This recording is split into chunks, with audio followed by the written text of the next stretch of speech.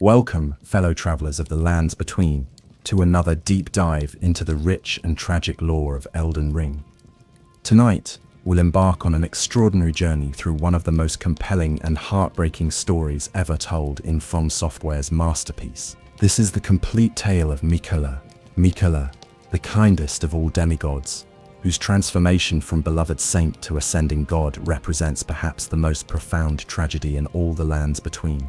Over the next few hours, we'll trace Miquella's path, from his cursed birth as an Empyrean twin, through his revolutionary attempts to heal a broken world, to his ultimate fate in the hands of those who would use his power for their own dark purposes. We'll explore the Haligtree, uncover the secrets of unalloyed gold, witness the kidnapping that shattered hearts across the realm, and follow the devastating chain of events that led to Khalid's transformation into a scarlet wasteland. So settle in, get comfortable, and prepare yourself for an epic tale of innocence lost, love corrupted, and the terrible price of compassion in a world that has forgotten mercy. This is the story of how a saint became a god, and why that transformation may have doomed us all. Chapter 1: The Cursed Birth of Compassion.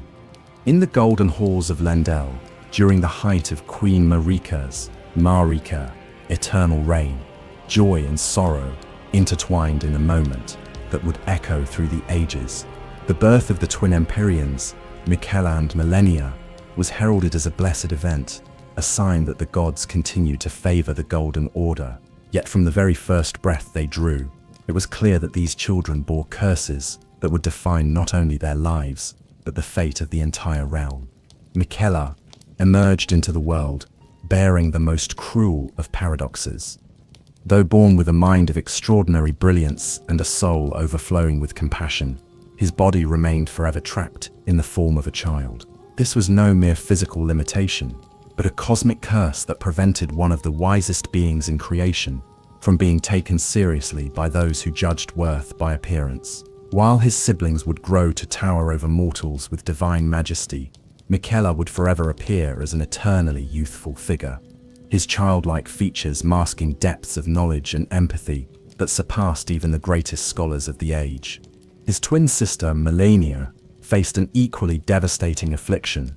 The scarlet rot that coursed through her veins was more than a disease.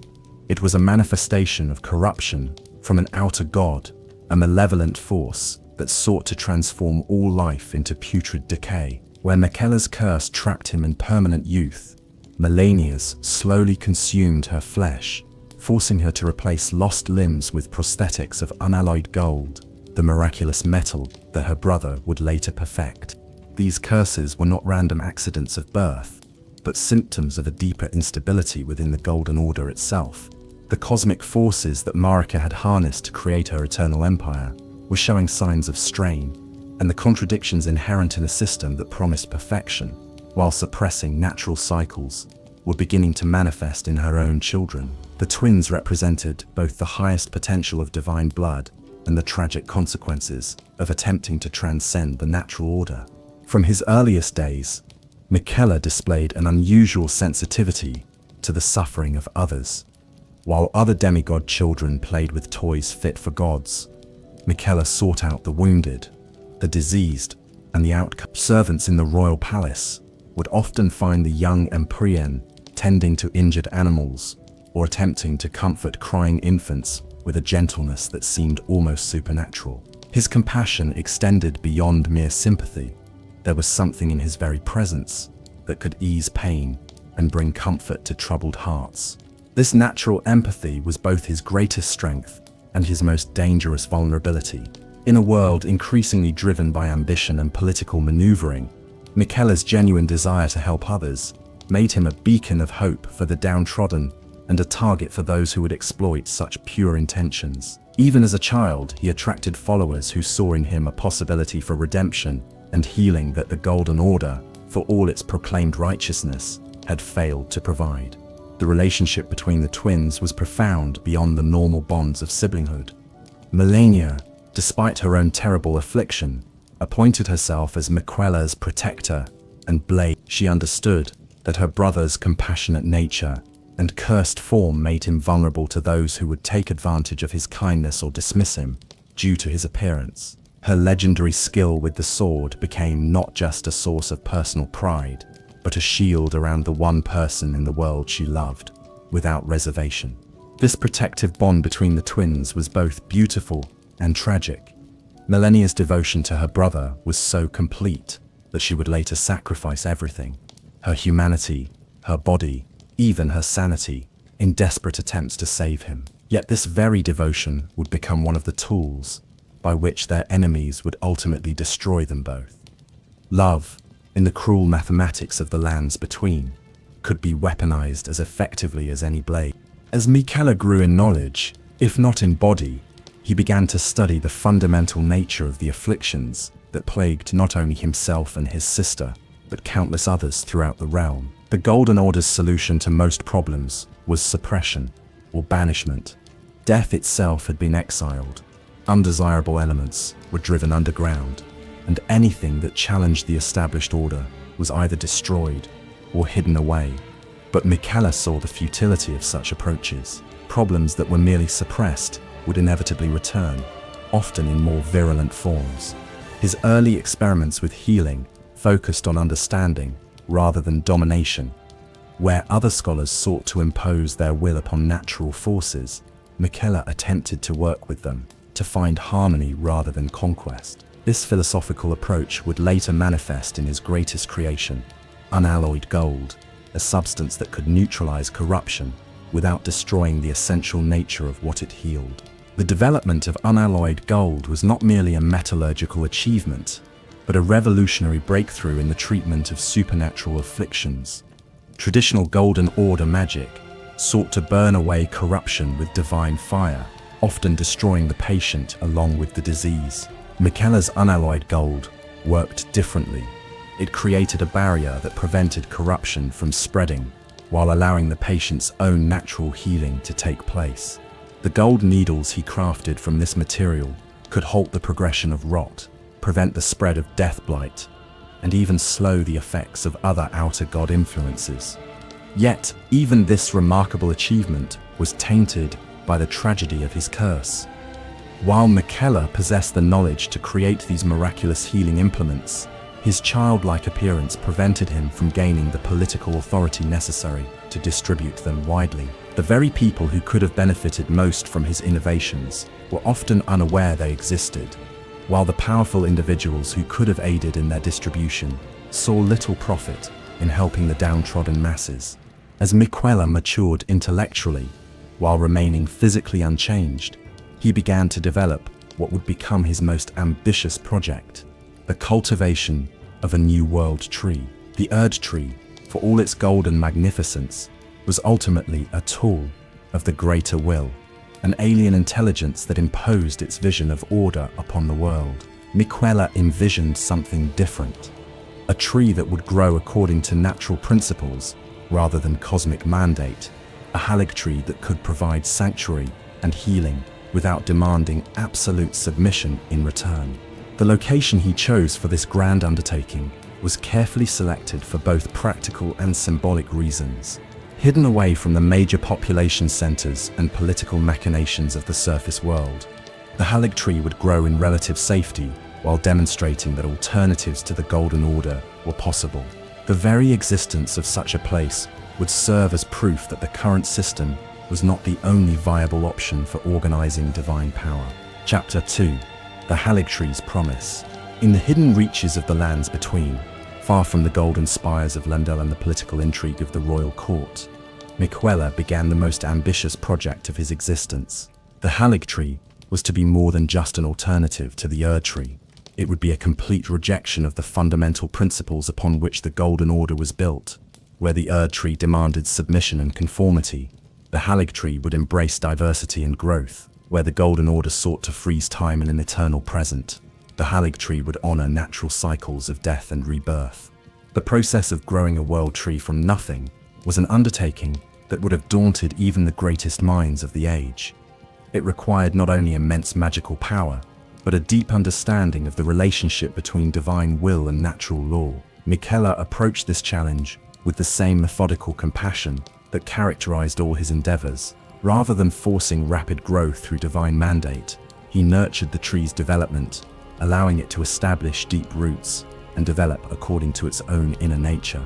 The site chosen for the Haligtree became a haven for those whom the Golden Order had cast aside or forgotten. The sick came seeking healing from Miquella's unalloyed gold needles. The outcasts found acceptance among those who understood rejection. The intellectually curious discovered a place where questions were welcomed rather than suppressed. Slowly but steadily, a community grew around the developing tree, united not by rigid doctrine but by shared hope for a better future. This community was unlike anything that had existed in the lands between. For centuries, social hierarchies based on birth or divine favor were replaced by recognition of each individual's unique contributions to the collective effort. Former enemies worked side by side when they discovered common ground in their dedication to the Haligtree's promise. The Albinoryx, artificial beings created through forbidden alchemy and scorned by Golden Order society, found particular welcome in Miquella's sanctuary. The Albinoryx represented everything that Miquella's philosophy embraced, and the Golden Order rejected. Created rather than born, artificial rather than natural, they challenged fundamental assumptions about what constituted legitimate life. Their creator, the primeval sorcerer who had sought to birth new forms of intelligence, had been branded a heretic and driven into exile. Yet Miquella saw in these artificial beings the same capacity for growth, love, and purpose that existed in any natural creature. Under Miquella's guidance, the Albinoryx found not only acceptance but genuine purpose. Their artificial nature, rather than being a source of shame, became a strength that allowed them to serve roles that would have been impossible for natural beings. They could withstand exposures to corruption that would devastate normal humans, making them ideal guardians for areas affected by rot or other supernatural contamination. Their manufactured bodies could be more easily modified to accept unalloyed gold augmentations, allowing them to serve as living testaments to the healing power Miquella had discovered. The architecture that grew around the Haligtree reflected the community's values in stone and metal, rather than the rigid geometric perfection favored by Golden Order builders. The structures that housed Miquella's followers seemed to grow organically from the landscape itself. Curved walls followed natural contours, and living plants were incorporated into the buildings as essential structural elements. The boundary between artificial construction and natural growth blurred until it became impossible to say where human effort ended and the tree's influence began. As the Haligtree grew, it began to produce effects that amazed even Miquella himself. The very air around the tree seemed to possess healing properties, accelerating the recovery of wounds and easing the symptoms of various ailments. Plants that grew in the tree's shadow displayed unusual resilience and vitality. Even the scarlet rock that had long plagued millennia showed signs of responding to the tree's influence, though her affliction was too deeply rooted to be completely cured by any known means. The success of the Haligtree project attracted attention from across the lands between. Not all of it welcome. Refugees from the increasing political instability that plagued the surface world began to arrive in growing numbers, seeking shelter and healing. While Miquella welcomed all who came with sincere intentions, the influx of new arrivals strained the community's resources and created logistical challenges that his followers struggled to address. More troubling were the reports that reached them of increasing hostility from agents of the established order. The very existence of the Haligtree represented a challenge to the Golden Order's claim of divine monopoly, and there were those who saw its success as a threat that needed to be eliminated. Spies and saboteurs began to infiltrate the refugee populations, seeking intelligence about the tree's capabilities and weaknesses that could be exploited by potential enemies. Despite these challenges, the community around the Haligtree continued to grow and thrive. Schools were established where knowledge could be shared freely without fear of heresy, accusation. Workshops were built where artisans could experiment with new techniques that incorporated both traditional craftsmanship and the unique properties of unalloyed gold. Gardens were planted where rare medicinal herbs could be cultivated in safety, their growth enhanced by the tree's beneficial influence. The social structure that emerged around the Haligtree was revolutionary in its simplicity and effectiveness. Rather than imposing authority from above, leadership roles were filled based on expertise and dedication to the community's welfare. Decisions were made through consensus whenever possible, with Miquella serving more as a guide and inspiration than as an absolute ruler. This approach created a sense of shared ownership and responsibility that made every member of the community a stakeholder in its success. Central to the community's identity was the practice of collective healing rituals that combined Miquella's medical knowledge with the spiritual practices of various refugee groups. These ceremonies served multiple purposes. They provided practical treatment for physical and psychological ailments. They reinforced social bonds between community members from different backgrounds. And they created a sense of sacred purpose that united everyone in common cause. The healing rituals also served as a form of resistance against the spiritual emptiness that many refugees had experienced under the Golden Order, where the established church demanded blind faith and unquestioning obedience. The Haligtree's practices encouraged active participation and personal growth. Individuals were taught to understand their own bodies and minds, to recognize the signs of various ailments, and to take responsibility for their own healing process while supporting others in theirs. As word of the Haligtree's success spread throughout the lands between, it began to attract not only refugees but also scholars, healers and visionaries who had grown disillusioned with the limitations of orthodox approaches to knowledge and healing. These new arrivals brought with them skills and knowledge that further enhanced the community's capability, creating a positive feedback loop that accelerated innovation and discovery.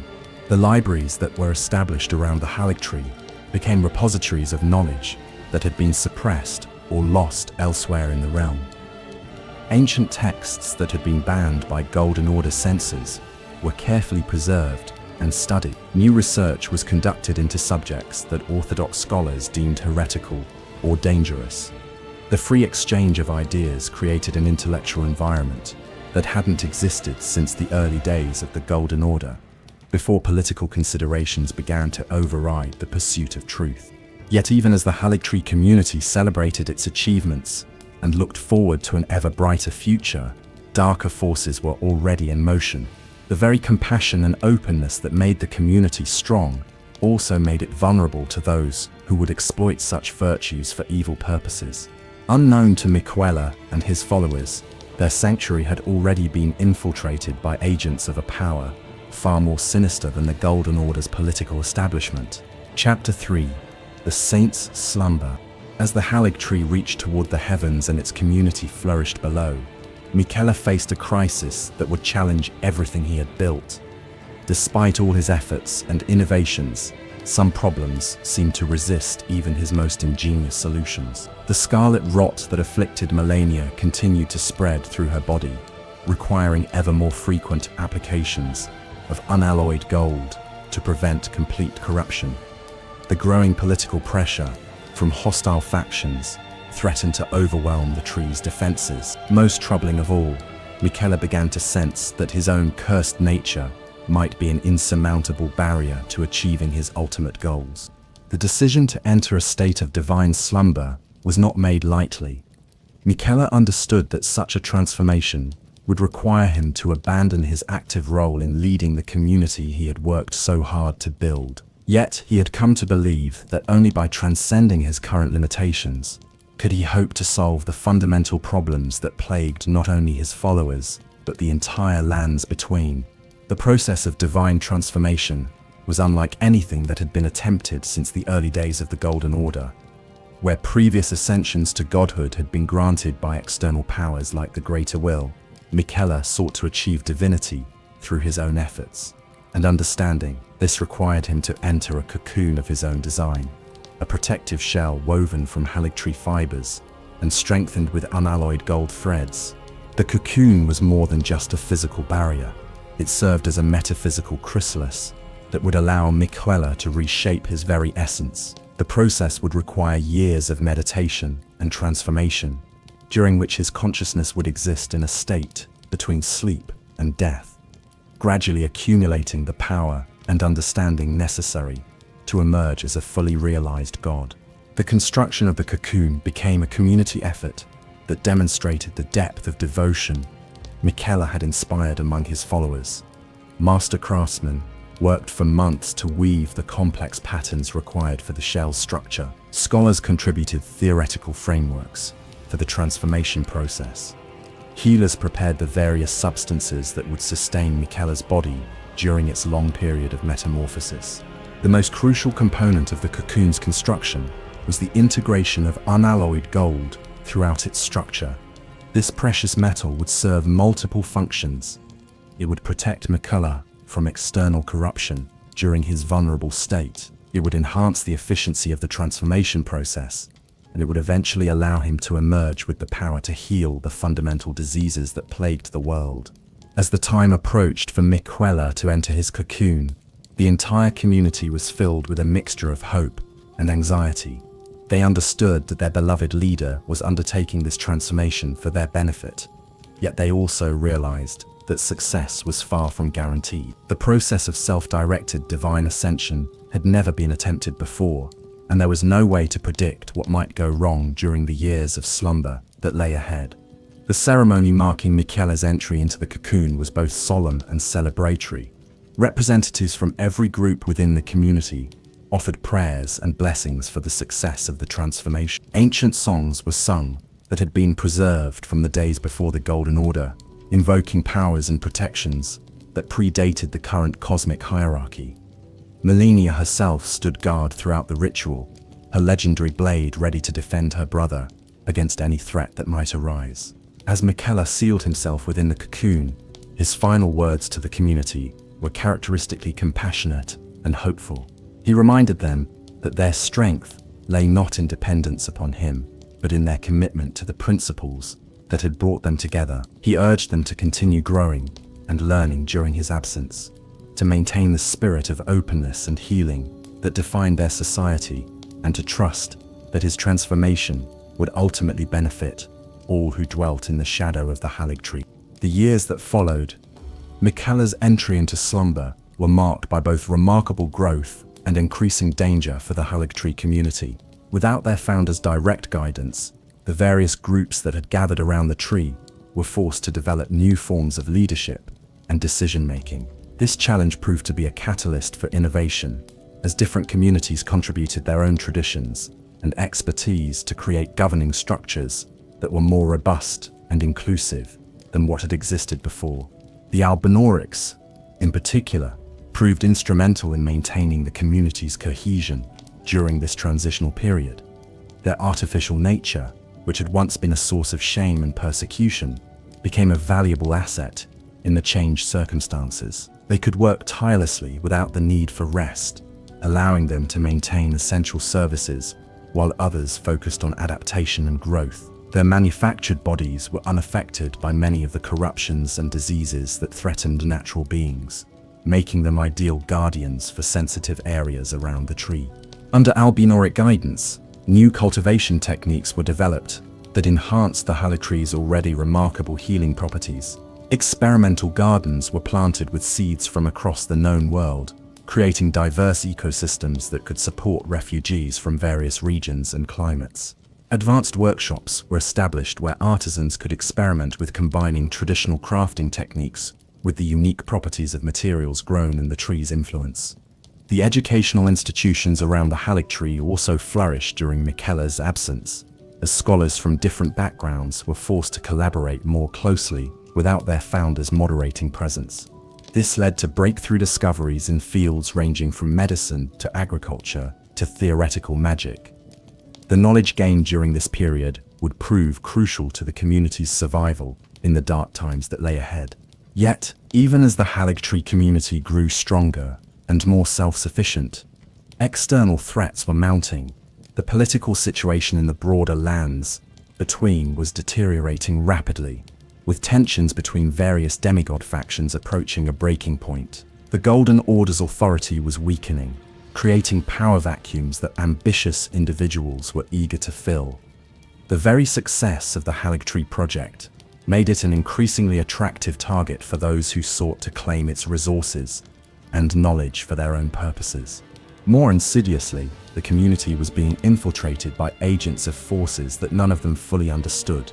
The blood cult, led by Miquella's half-brother Mohg, had been quietly placing operatives within the refugee populations for years, gathering intelligence about the tree's defenses and learning the routines of its guardians. These infiltrators were patient and skilled, content to spend months or even years building trust and relationships before beginning their true work. The blood cultists were particularly interested in learning about Miquella's transformation process and the location of his cocoon. Their master, Mohg, had become obsessed with his half-brother, viewing the eternally youthful Empyrean as the perfect consort for his planned dynasty. The prospect of claiming a nascent god as both lover and source of legitimacy drove Mohg to invest enormous resources in planning what would become one of the most audacious kidnapping attempts in the history of the lands between. As Miquella slumbered within his cocoon, changes were occurring within his form that none of his followers could have anticipated. The process of divine transformation was proceeding according to plan, but it was also being influenced by external forces that sought to shape his development according to their own agenda. The very openness and compassion that defined Miquella's nature made him vulnerable to manipulation by entities that understood how to exploit such virtues. The greater will itself had taken notice of Miquella's transformation attempt, viewing it as both a potential threat to its authority and a possible opportunity to regain influence in the lands between. Through subtle interventions in the transformation process, the cosmic entity began to introduce elements that would make the emerging god more susceptible to its control. These changes were so gradual and cleverly implemented that they went undetected by even the most vigilant of the Haligtree's guardians. More disturbing still were the influences being exerted by other outer gods, who saw in Miquella's transformation an opportunity to establish footholds in the physical world. The Formless Mother, the entity that granted power to Mohg's blood dynasty, began to weave her own corruptions into the fabric of Miquella's developing divine nature.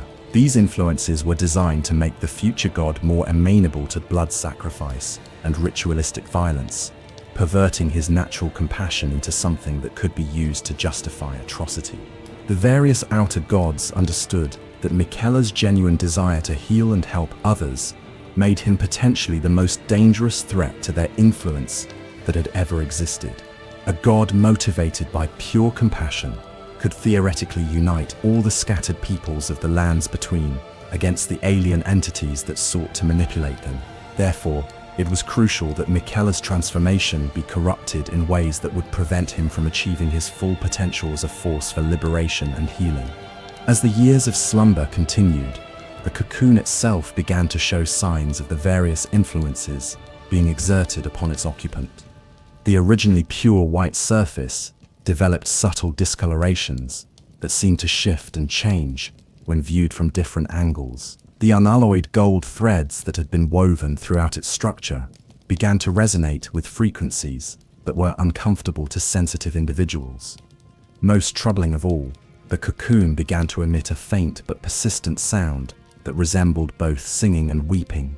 The guardians who maintained constant watch over the cocoon reported increasingly disturbing dreams and visions during their vigils. Images of vast cosmic entities reaching down from impossible heights to touch the sleeping god filled their minds. Scenes of future conflicts played out in horrifying detail, showing civilizations consumed by blood and flame, while a figure with Miquella's face watched with eyes that held no trace of the compassion they had known. These visions might have been dismissed as mere anxiety-induced nightmares, if not for the fact that they were shared by multiple guardians who had no contact with each other during their shifts. The consistency of the imagery suggested that they were witnessing something real, either prophetic glimpses of possible futures or direct observations of the transformation process itself. Either possibility filled the community with dread about what their beloved founder might become. Chapter 4: The Blood Dynasty's Web. While Miquella slumbered in his cocoon, dreaming dreams that shaped both his developing godhood and the fate of the world itself, his half-brother Mohg was weaving a web of corruption and intrigue that would ultimately ensnare the kindest of all demigods. The Lord of Blood had spent years planning what he considered the ultimate expression of his love for Miquella, a forced transformation that would make his eternally youthful brother a god suitable for partnership in ruling a dynasty built upon blood sacrifice and ritual murder. Mohg's obsession with Miquella was both genuine and profoundly disturbing.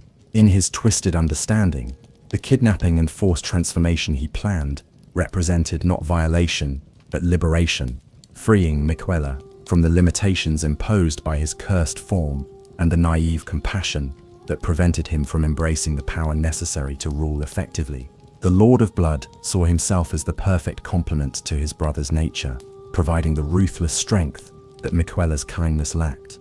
The underground realm that Mohg had carved out, beneath the lands between, served as both the staging ground for his plans and a preview of the dynasty he envisioned, sharing with Miquella. The Mohg Palace was a monument to inverted values, where traditional concepts of morality were not merely ignored, but actively reversed. Pain was celebrated as pleasure, death was embraced as transcendence, and the spilling of blood was treated as the highest form of religious expression. The cultists who served Mohg in this underground realm were drawn from the most desperate and damaged individuals in the lands between, former soldiers driven mad by endless war, outcasts rejected by surface society, scholars who had delved too deeply into forbidden knowledge, all found their way to the Blood Dynasty through paths of suffering and desperation. Once there, they discovered a community that not only accepted their damage, but transformed it into a source of power and purpose. The recruitment process for the Blood Dynasty was insidious in its sophistication. Rather than simply kidnapping victims or forcing conversion through violence, Mohg's agents identified individuals who were already suffering from various forms of corruption or despair. They offered these broken souls not false promises of easy redemption, but genuine power through embracing their darkest impulses. The transformation from victim to victimizer was presented as a form of empowerment that appealed to those who had been powerless for too long. Many of those who joined the Blood Dynasty had previously been members of other communities throughout the lands between. Some had been refugees from the increasingly violent conflicts between demigod factions. Others had been citizens of settlements that had fallen to various disasters or invasions. The blood cult provided them with new identities and purposes that helped them forget the pain of their losses while channeling their grief and rage into service to Mohg's vision. The magical practices that sustained the Blood Dynasty represented a complete inversion of traditional Golden Order principles, where orthodox magic sought to create order and stability. Blood magic embraced chaos and transformation, where conventional healing focused on restoration and preservation. Blood rituals achieved their effects through deliberate destruction and rebirth. The power gained through these practices was undeniably real, but it came at costs that would have horrified anyone who retained even fragments of conventional morality. The blood magic that Mohg practiced was not merely a different approach to supernatural power. It was a fundamental rejection of the life-affirming principles that most sapient beings took for granted. His rituals required constant sacrifice and suffering, creating a system that could only sustain itself through the exploitation and destruction of others. The dynasty he built attracted those who had been broken by the surface world's failures, offering them power and purpose in exchange for their willingness to embrace corruption. The infiltration of the Haligtree community had been one of Mohg's most carefully planned operations, requiring years of patient preparation and the sacrifice of numerous agents. The cultists who posed as refugees had to undergo extensive conditioning to suppress their more obvious signs of corruption, while maintaining their ability to function effectively as spies and saboteurs. This process was both mentally and physically demanding, requiring devotion to the Blood Dynasty that went far beyond mere fanaticism. The agents who successfully infiltrated the Haligtree community were among the most skilled operatives in Mohg's service. They had to be capable of mimicking genuine compassion and innocence well enough to fool even Miquella's followers, many of whom had developed heightened sensitivity to deception. through their own experiences with persecution and betrayal. The ability to maintain such elaborate deceptions for extended periods required a level of psychological compartmentalization that was both impressive and deeply disturbing. These infiltrators gathered intelligence not only about the Haligtree's physical defenses and guard rotations, but also about the social dynamics and relationships within the community. They identified key individuals whose loyalty or expertise made them valuable targets for recruitment or elimination. They mapped the complex network of tunnels and chambers that had been carved out around the tree's root system. Most importantly, they located Miquella's cocoon and studied the protective measures that surrounded it. The psychological warfare aspects of the infiltration were particularly sophisticated. The agents worked to gradually undermine trust and cooperation within the Haligtree community by spreading rumors, exacerbating existing tensions, and creating artificial conflicts between different groups. These efforts were subtle enough to avoid detection, while creating an atmosphere of suspicion and paranoia that would make the community less capable of responding effectively to external threats. The corrupted agents also worked to identify and exploit the individual weaknesses and vulnerabilities of key community members. They learned about personal relationships, past traumas, and secret fears that could be used as leverage when the time came for more direct action. This information was carefully catalogued and transmitted back to Mohg's intelligence network through coded messages that were disguised as routine correspondence with relatives in distant regions. As the infiltration continued over multiple years, some of the agents began to experience unexpected psychological conflicts.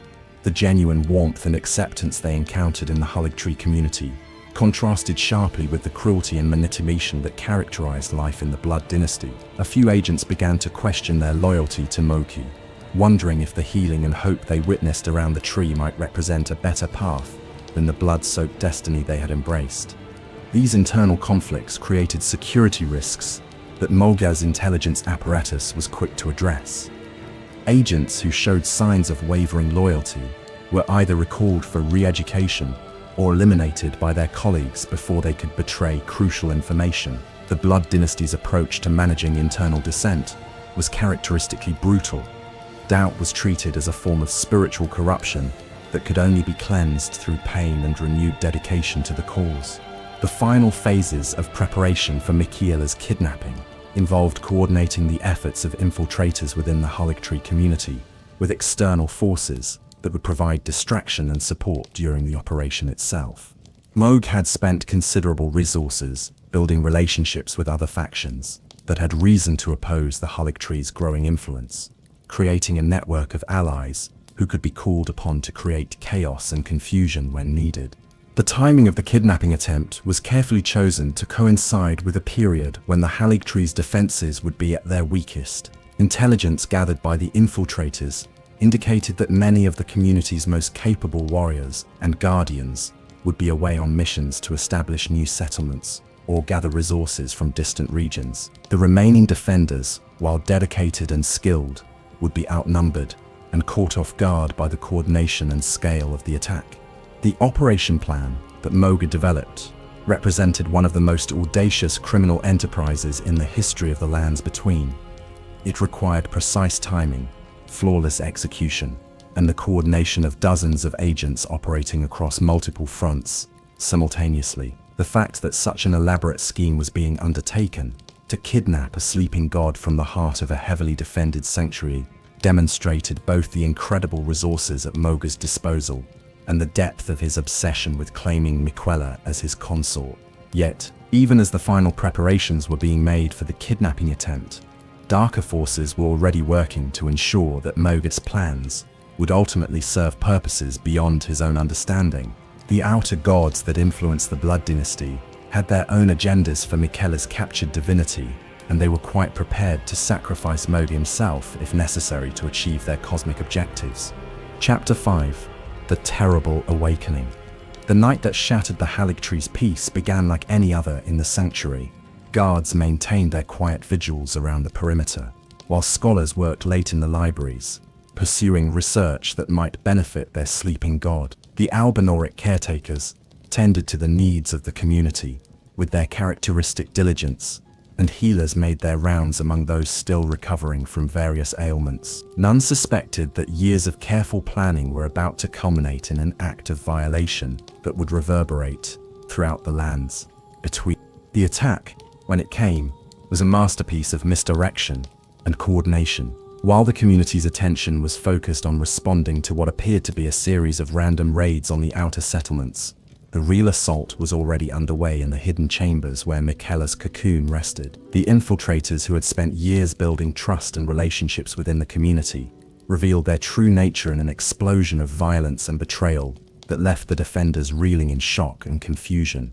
The blood cultists moved with the precision of a surgical strike, their actions coordinated by signals that had been rehearsed countless times in the underground chambers of Mohg Palace.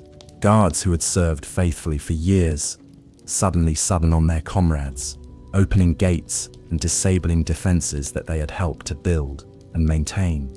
The betrayal was so complete and unexpected that many defenders died without ever understanding what was happening to them. The protective barriers that surrounded Miquella's cocoon had been designed to withstand external assault, but they were woefully inadequate against attack from within. The blood cultists possessed detailed knowledge of every ward and safeguard, having observed their operation for years while posing as loyal servants. One by one, the magical protections were disabled or bypassed, leaving the sleeping god vulnerable to forces that sought to claim him for purposes he could not have imagined in his worst nightmares. The ritual that Mohg's agents performed to extract Miquella from his cocoon was an obscene perversion of the healing ceremonies that had once been practiced around a Haligtree. Where those earlier rituals had sought to preserve and protect life, this blood magic operation required pain and violation as essential components. The very act of forcing Miquella's premature awakening caused damage to his developing divine essence that would have consequences extending far beyond the immediate trauma of kidnapping. As the blood cultists worked to complete their violation of the cocoon, the Haligtree itself began to respond to the assault on its creator. The great tree's branches started to wither and blacken, its golden sap turning dark and bitter. The healing properties that had made the sanctuary a haven for the wounded and diseased began to reverse, creating zones of corruption that spread outward from the site of Miquella's abduction. The very foundations of the community that had taken years to build started to crumble in a matter of hours. The Albinaurics, who had served as the Haligtree's most dedicated guardians, fought with desperate courage against the blood cultists, but their artificial nature worked against them in this particular conflict. The blood magic that powered their enemies was specifically designed to corrupt and subvert artificial constructs, turning the Albinaurics' greatest strengths into vulnerabilities that could be exploited by skilled peasants of forbidden arts. Many of the community's leaders attempted to organize a coordinated response to the assault, but the careful planning that Mohg's agents had invested in their infiltration paid dividends during the chaos of battle. Key commanders found themselves isolated from their troops by accidents that blocked communication routes. Weapon stores were sabotaged or destroyed by explosions that had been prepared years in advance. The very familiarity that the blood cultists had developed with the Haligtree's layout allowed them to move through the sanctuary like ghosts, striking where they were least expected and vanishing before effective resistance could be organized. The few defenders who managed to reach the chamber where Miquella's cocoon had been housed arrived to find only empty space and a lingering stench of blood magic. The sleeping god had been spirited away through tunnels that the infiltrators had secretly excavated over years of patient labor, carried into the underground realm where Mohg waited to begin the next phase of his terrible plan. The psychological impact of discovering that their beloved founder had been kidnapped while under their protection was devastating for the Haligtree's survivors. Many experienced complete mental breakdown, unable to process the magnitude of their failure to protect the one person who had given meaning to their lives. Others were consumed by rage and despair that drove them to reckless acts of vengeance that only increased the casualties and chaos. The immediate aftermath of the kidnapping was marked by a series of cascading disasters that demonstrated just how central Miquella had been to everything the community had achieved. Without his divine presence to sustain the Haligtree's miraculous properties, the tree began to sicken and die. The healing springs that had drawn pilgrims from across the lands between turned bitter and poisonous. The gardens that had flourished in the tree's shadow withered and became breeding grounds for corruption. Most tragically of all, the various refugee groups that had found sanctuary in the Haligtree began to turn on each other as the bonds of common purpose that Miquella's presence had maintained started to dissolve. Old prejudices and conflicts that had been suppressed by shared dedication to the community's ideals resurfaced with venomous intensity. The unity that had been the Haligtree's greatest strength transformed into division that made effective response to the crisis impossible. The news of Miquella's kidnapping spread throughout the lands between, with the speed of wildfire, carried by survivors who fled the dying sanctuary in search of aid that would never come. The various demigod factions received this intelligence with reactions that ranged from horror to calculating interest, depending on their relationship with the kidnapped god and their assessment of how his fate might affect their own political positions. Malenia's response to learning of her brother's abduction was immediate and catastrophic. The legendary warrior, who had spent her entire life as Miquella's protector and blade, was consumed by rage and despair that shattered the careful self-control she had maintained for decades. The scarlet rot that had long plagued her body responded to her emotional state by erupting with unprecedented virulence, transforming her from a disciplined soldier into a walking apocalypse. The unalloyed gold needle that had previously helped contain Malenia's affliction was damaged during the chaos of battle, reducing its effectiveness at the worst possible moment. Without this crucial support, the scarlet rot began to spread through her body with horrifying speed, consuming flesh and replacing it with diseased growths that pulsed with alien life. Her legendary blade, which had once been an instrument of precise and honorable combat, became a vector for spreading corruption wherever it struck. The search for Miquella that Malenia launched involved some of the most destructive military operations in the history of the lands between. Her forces swept across multiple regions, seeking any trace of where their beloved leader might have been taken, leaving devastation in their wake as the scarlet rot that surrounded their commander infected everything she encountered. Cities that had stood for centuries were reduced to rotting ruins in a matter of days. Armies that attempted to stand against her were transformed into shambling horrors that spread the disease further with each victory. The path of destruction that Malenia's army carved across the landscape served as a constant reminder of what happened when the restraint that normally governed divine power was removed by emotional trauma. Rivers ran red with contaminated blood, forests became twisted mazes of diseased vegetation, and the very air became toxic to breathe in areas where her forces had passed. The ecological damage inflicted during her desperate search would persist for generations, creating permanent scars on the world's surface. The false intelligence that led Malenia's forces into Khalid was almost certainly planted by agents working for various factions that sought to manipulate the situation for their own advantage.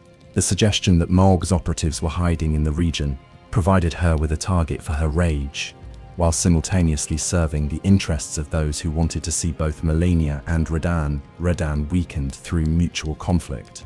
The confrontation between Malenia and Radan in the heart of Khalid represented the collision of two tragic figures, each driven by forces beyond their control toward a destiny that neither would have chosen. Radan, the mightiest of all demigods in terms of raw physical power, had spent years maintaining cosmic barriers that protected the world from threats that only he could perceive. The responsibility had isolated him from his family and followers, gradually transforming the cheerful prince, who had once been beloved for his warmth, into a distant figure whose thoughts were always focused on dangers that others could not understand. The battle itself was an epic of destruction that fundamentally altered the geography and climate of an entire region. Radan's gravitational magic, employed defensively to protect civilian populations caught between the opposing forces, created permanent distortions in the fabric of space-time that turned familiar landscapes into alien environments, where the normal laws of physics operated according to different principles. Malenia's scarlet rot Unleashed, without restraint for the first time in her existence, transformed Khalid from a verdant landscape into a nightmarish wasteland, where every living thing was consumed by disease and corruption.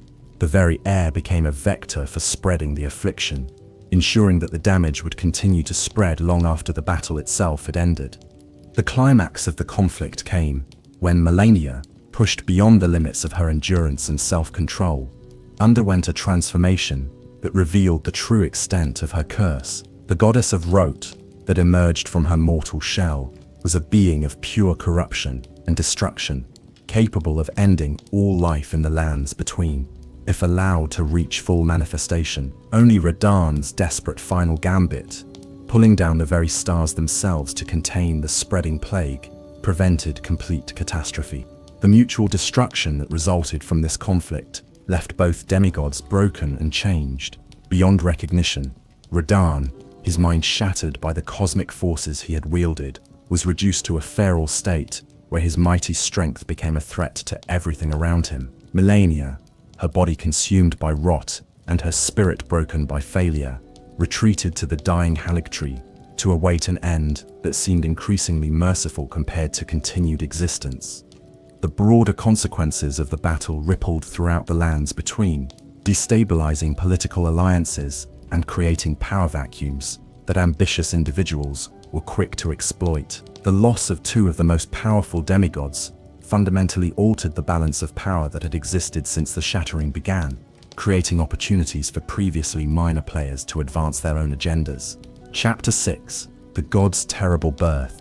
In the blood-soaked depths of Mohg Palace, far beneath the scarred surface of the lands between, the most obscene ritual in recorded history was reaching its culmination. Miquella, torn from his protective cocoon before his divine transformation could complete naturally, lay helpless and vulnerable as his half-brother worked to force an ascension that would serve the dark purposes of alien gods, rather than the compassionate vision that had originally motivated his slumber. The palace itself seemed to pulse with malevolent life.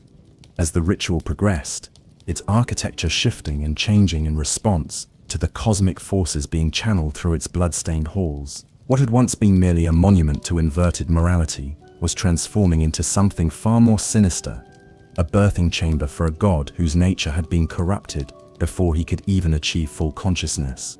Mohg's obsession with claiming Miquella as his consort had driven him to delve into forms of blood magic that were forbidden even by the standards of his own twisted cult. The techniques he employed to accelerate his brother's divine transformation were drawn from knowledge gifted by the Formless Mother, an outer god whose agenda was fundamentally hostile to all existing life. These rituals required not just blood sacrifice, but the systematic violation of everything pure and innocent about their victim. The psychological trauma that these procedures inflicted upon Miquella was not an unfortunate side effect of the transformation process, but a deliberate and necessary component of the ritual design. The outer god that Mohg served drew power from suffering and corruption, making the destruction of innocence and purity essential elements in any working that sought to channel its influence. Each moment of Miquella's anguish fed the cosmic entity's hunger while binding the emerging god more tightly to its will.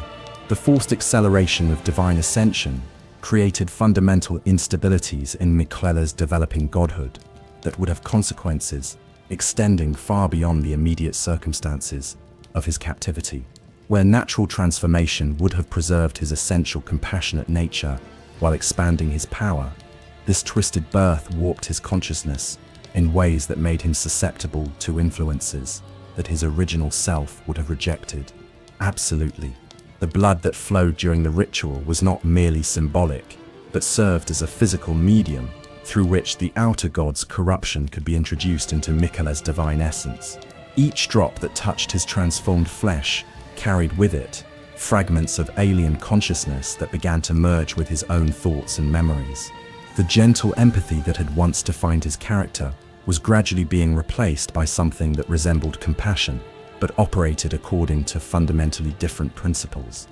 As the transformation progressed, observers in the palace reported increasingly disturbing changes in the atmosphere surrounding the ritual chamber.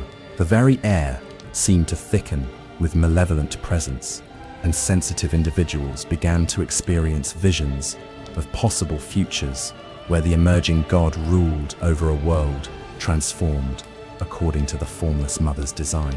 These prophetic glimpses showed civilizations consumed by ritualized violence, where love and mercy had been redefined to justify atrocity and oppression. The cultists who served as witnesses to Miquella's forced ascension were themselves transformed by exposure to the cosmic forces being channeled through their master's ritual. Many experienced spontaneous mutations that reflected their proximity to divine power, while others found their consciousness expanded in ways that allowed them to perceive realities normally hidden from mortal awareness. These changes were not gifts, but curses that left them forever altered and dependent upon continued exposure to the outer god's influence. The moment when Miquella finally achieved full godhood was marked by a cosmic disturbance that was felt throughout the lands between. Sensitive individuals across the realm experienced simultaneous visions of a golden figure rising from a pool of blood, his childlike features transformed into something that was beautiful and terrible in equal measure. The very fabric of reality seemed to shudder as a new divine presence took its place among the cosmic hierarchy. Yet the god who emerged from Mohg's ritual was not the being that Miquella's followers had hoped to see born from his transformation. Where they had expected expanded compassion and healing power, they found instead a figure whose mercy was conditional and whose love demanded absolute submission. The gentle wisdom that had once guided his every action was now filtered through perspectives that had been shaped by trauma and corruption. The first words spoken by the newly ascended Miquella revealed the extent of the changes that had been wrought in his fundamental nature. Where his mortal self had spoken of healing and hope, the god spoke of order and necessity. Where he had once sought to understand and accommodate different viewpoints, he now expressed certainty about universal truths that brooked no contradiction or dissent. Mohg's triumph at successfully claiming his divine consort was short-lived, as he quickly discovered that the god he had helped to create was not the compliant partner he had envisioned. The outer god influences that had been introduced during the transformation process had their own agenda for Miquella's newly acquired power, and they were quite prepared to sacrifice the Lord of Blood if his continued existence became inconvenient to their plans. The relationship that developed between the ascended Miquella and his captor was complex and deeply disturbing. While the god retained enough of his original nature to feel revulsion at what had been done to him, the trauma of forced transformation had created psychological dependencies that made complete rejection of his circumstances impossible. The love he had once felt for all living beings had been twisted into something that could encompass even those who had violated and corrupted him. This corrupted form of compassion would prove to be one of the most dangerous aspects of Miquella's transformed nature. His ability to love unconditionally, which had once been a source of healing and hope, became a tool for justifying actions that his mortal self would have recognized as evil. The god could convince himself that any atrocity was acceptable if it served the greater purpose of bringing order and peace to the world, even if that peace required the elimination of those who refused to submit to his vision. The palace that had served as the site of Miquella's forced ascension began to change in response to his divine presence, its blood-soaked architecture transforming into something that reflected both his original compassionate nature and the corruption that had been introduced during his traumatic birth. Gardens of golden flowers grew from floors stained with sacrificial blood, while healing springs bubbled up from chambers where torture had once been practiced as a religious sacrament. These physical transformations served as metaphors for the changes that had occurred within Miquella himself. Beauty and horror intertwined so completely that they became impossible to separate. Visitors to the palace reported feeling simultaneously drawn to its peaceful atmosphere and repelled by the underlying sense of wrongness that permeated every corner of the structure. The cultists who had once served Mohg found themselves faced with a choice between accepting the transformed god as their new master or fleeing into exile. Many chose to stay, drawn by the genuine divine power that Miquella now wielded, and convinced that serving a god, even a corrupted one, was preferable to returning to the desperate existence they had known before joining the Blood Dynasty. Those who remained discovered that service to the ascended Miquella was unlike anything they had experienced. Under Mohg's rule, where the Lord of Blood had demanded sacrifice and suffering as expressions of devotion, the new god sought to transform his followers into instruments of his will through more subtle means. His divine presence could reshape both body and mind, creating perfect fervents who served not from fear or desperation, but from genuine conviction that they were participating in a glorious purpose. The news of Miquella's transformation spread throughout the lands between through networks of spies and informants who served various factions. The responses to this intelligence varied dramatically, depending on each group's understanding of what the change might mean for their own survival and ambitions. Some saw opportunity in the emergence of a new divine power that might be convinced to support their causes, while others recognized the threat posed by a corrupted god whose nature had been shaped by forces hostile to all existing life. The surviving members of the Haligtree community received confirmation of their beloved founder's fate with a mixture of relief and horror. Relief that he still lived, however changed, combined with devastating recognition that the gentle leader they had known and loved was gone forever. The god that Miquella had become might wear his face and speak with his voice, but the essential compassion that had defined his character had been twisted into something unrecognizable. Chapter 7: The Weight of Divine Madness. The first acts of Miquella's divinity revealed the full extent of the corruption that had been wrought during his forced transformation. Where his mortal self had sought to heal through understanding and patient care, the god chose to impose healing through divine mandate. Regardless of whether his subjects desired such intervention, his ability to compel love and devotion, which might have been used to inspire voluntary cooperation, instead became a tool for overriding free will and creating armies of perfectly obedient servants.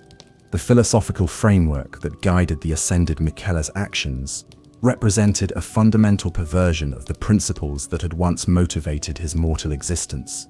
His original belief that all suffering could be healed through compassion and understanding had been transformed into a conviction that suffering itself was the problem to be eliminated, even if that elimination required the destruction of those who experienced it. This twisted logic led to interventions throughout the lands between that were simultaneously benevolent and horrifying. Entire communities that had been struggling with disease or conflict suddenly found their problems resolved through Miquella's divine power, but at the cost of losing their capacity for independent thought and action. The peace that the god imposed was absolute and eternal, but it was the peace of the grave rather than the harmony of living beings choosing to cooperate. The survivors of the original Haligtree community, who encountered their transformed founder, experienced profound psychological trauma as they struggled to reconcile the being before them with the gentle leader they had once followed. His appearance remained largely unchanged. The eternal youth that had once symbolized hope and renewal now served as a mask that concealed the alien intelligence operating behind familiar features. Those who attempted to reason with the ascended Miquella quickly discovered that conventional moral arguments had no effect on his transformed consciousness.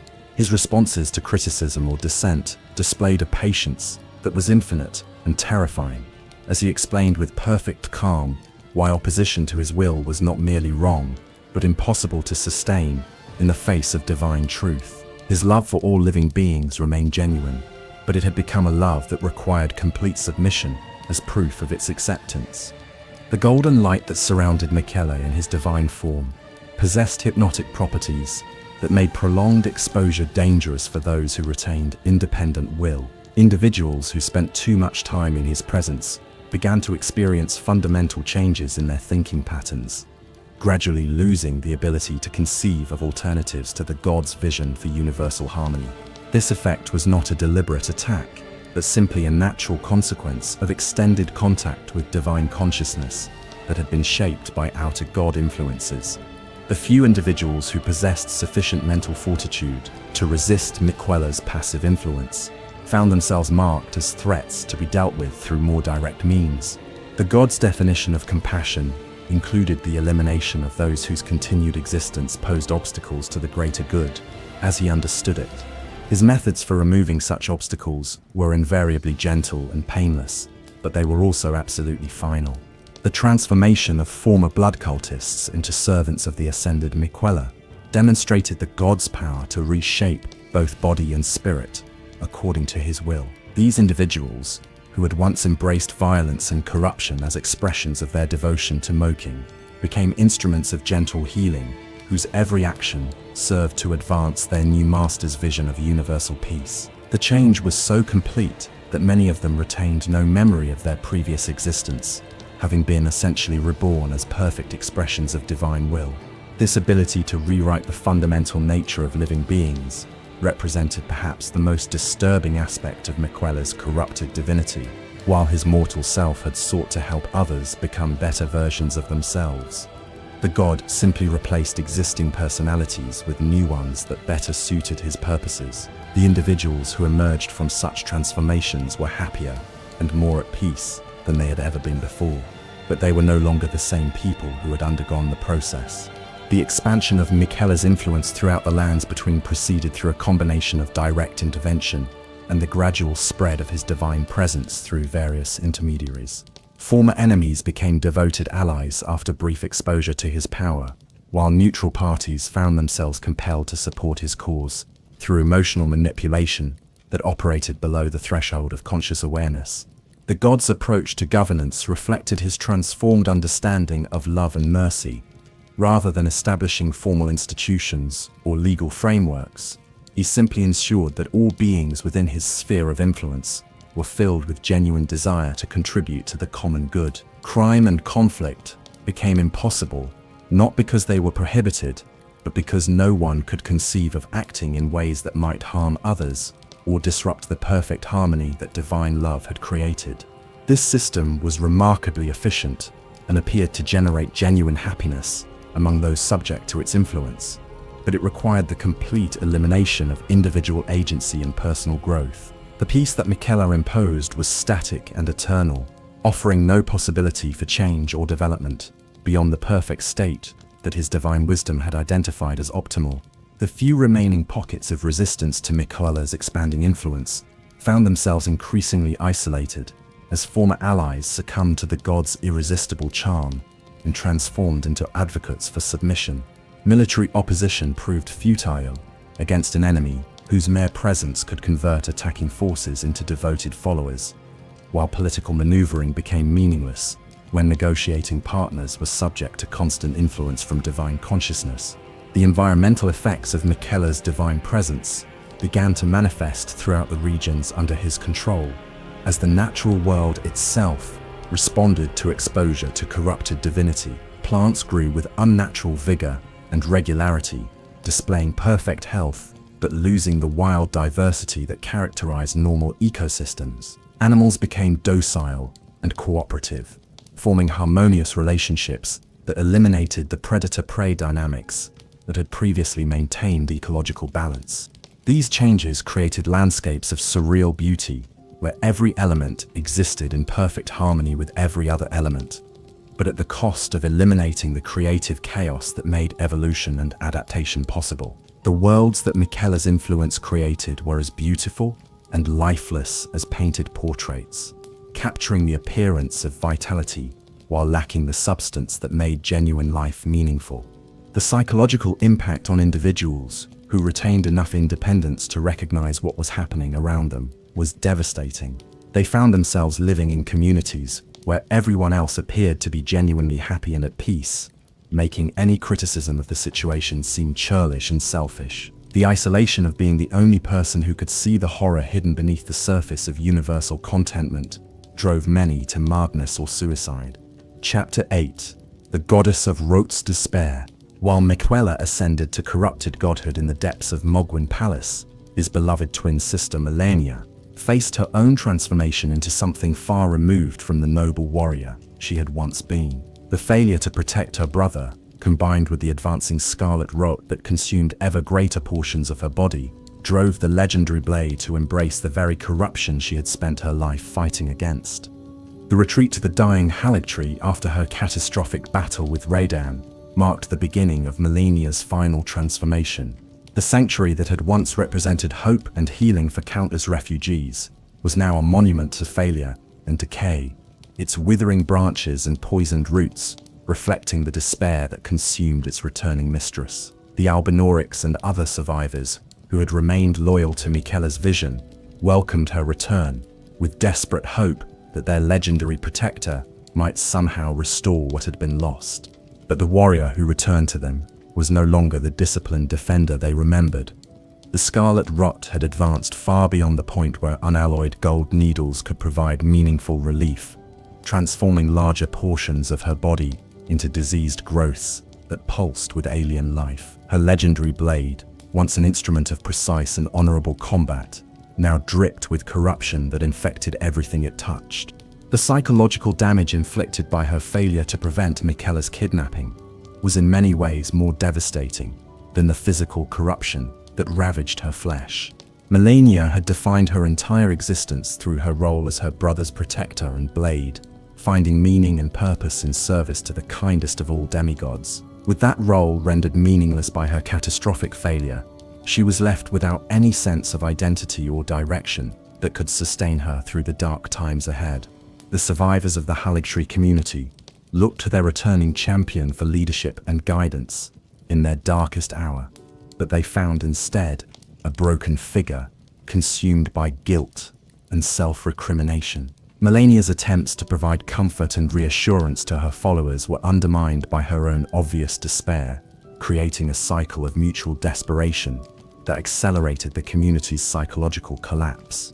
The physical presence of the Scarlet Rot goddess in the dying sanctuary created environmental effects that made the Haligtree's decay irreversible.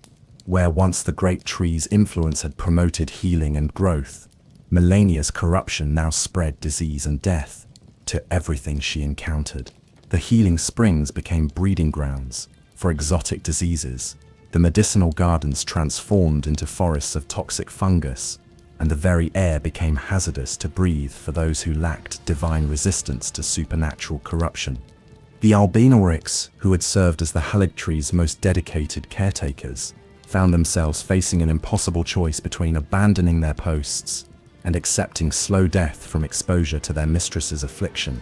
Many chose to remain, viewing their sacrifice as a final act of service to the ideals that Miquella had taught them to embrace. Their artificial nature provided some protection against the rot's effects, but even they gradually succumbed to corruption that transformed their manufactured bodies into shambling horrors. The process of Malenia's final transformation into the goddess of Rot was both gradual and inexorable, as her consciousness was slowly subsumed into the alien intelligence that controlled the scarlet corruption. The outer god that manifested through her disease was fundamentally different from the entities that influenced other aspects of the cosmic hierarchy. Where most outer gods sought to impose their will upon existing reality, the force behind the Scarlet Rot simply consumed everything it encountered, transforming diversity into monotonous decay.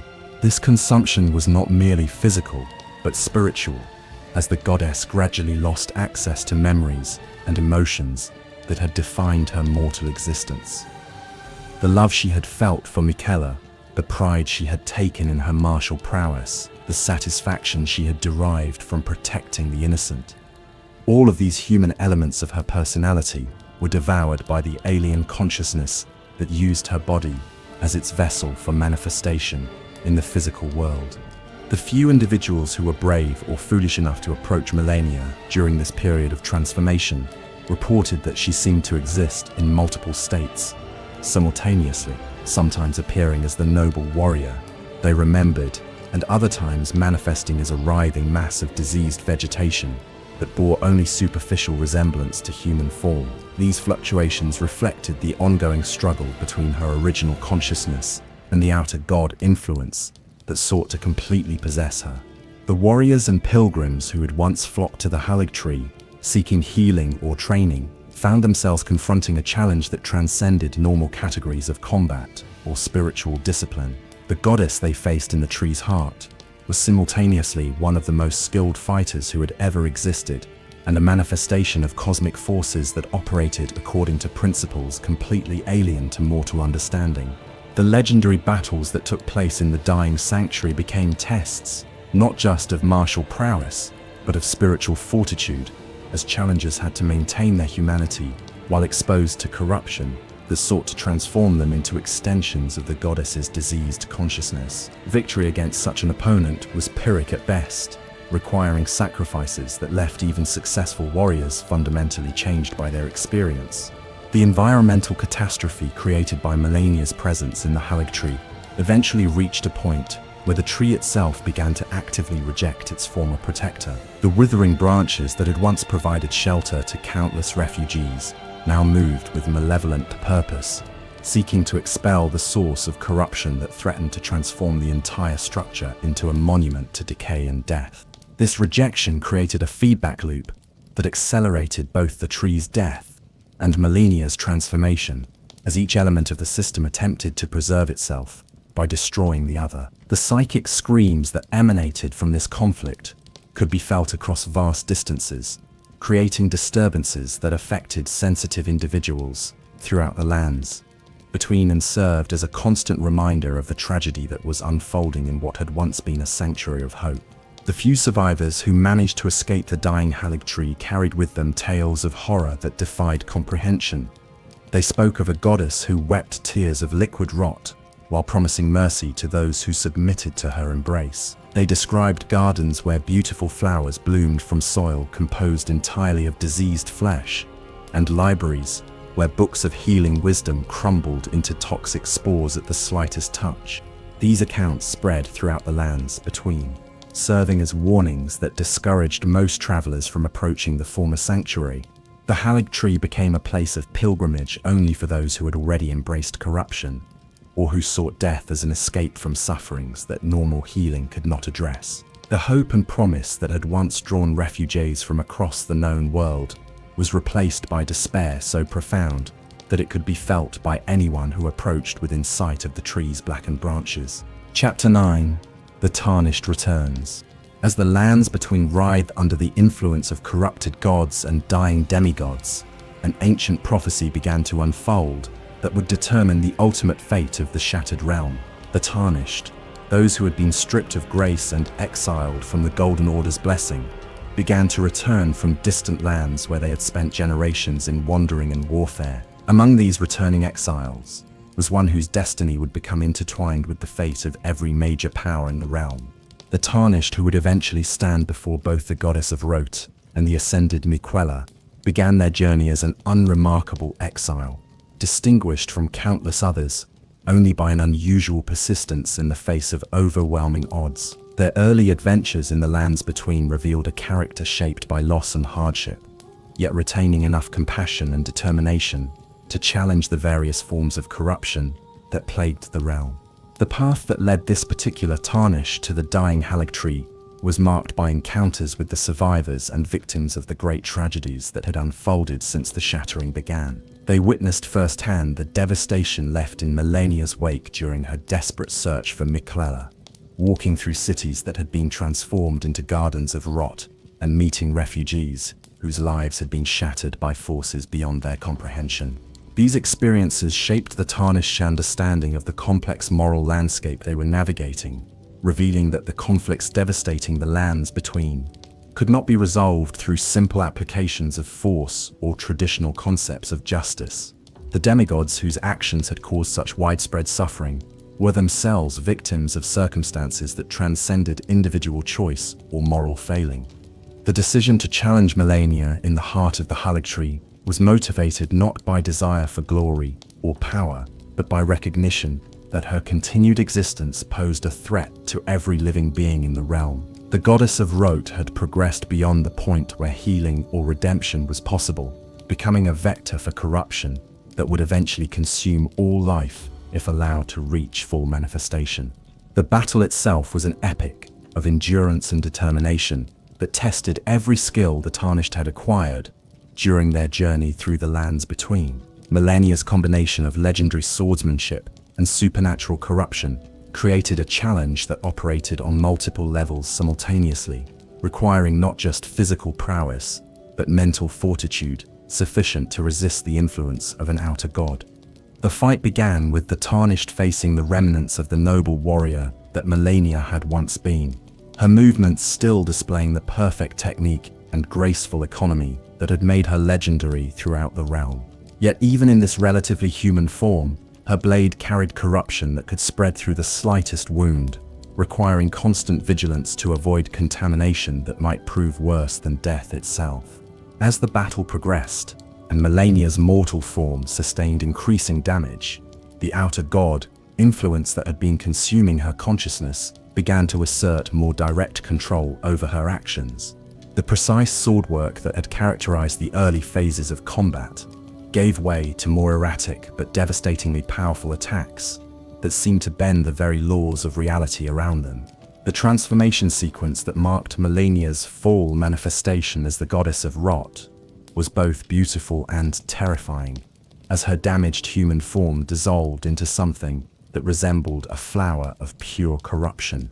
The being that emerged from this metamorphosis bore only superficial resemblance to the warrior who had entered the battle, its consciousness now fully aligned with cosmic forces that sought to transform all existence into extensions of their alien will. Fighting the fully manifested goddess of Rot required the Tarnished to operate at the very limits of human capability, while maintaining constant awareness that victory would come at tremendous cost.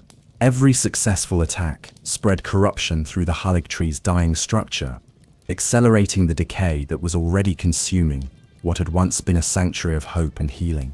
The environmental effects created by the divine combat made the battle itself a race against time, as prolonged exposure to the goddess's presence began to affect even the Tarnished-enhanced constitution. The air became thick with spores that carried disease and madness, while the ground beneath their feet transformed into a shifting mass of diseased vegetation that threatened to consume anyone who lost their footing.